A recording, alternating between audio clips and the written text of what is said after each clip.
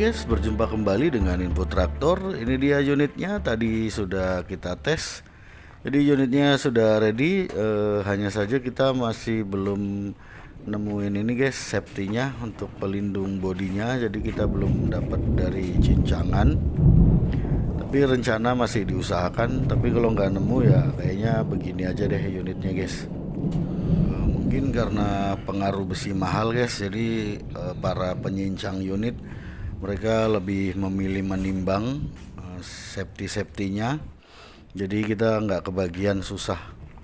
Ini juga di depan nggak ada safety-nya guys, lagi nunggu.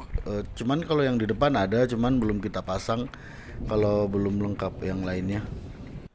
Tapi yang penting unitnya udah kinclong guys, sudah mempesona,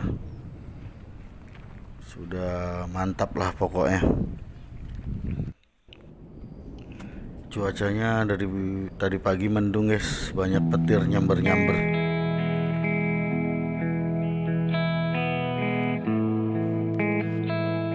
Ini dia kelihatan tapak sonya sama linknya juga masih tebal guys ya, masih jos. Ini nggak ada kita ganti, memang bawaannya. Dan kita lihat kolongnya juga masih ori semua, tanpa bekas las-lasan guys ya. Bisa kita lihat masih ori bawaannya semua. Oke guys, jadi ini unitnya. Jadi kemarin cincangannya yang di kanibal, jadi udah hilang entah kemana guys.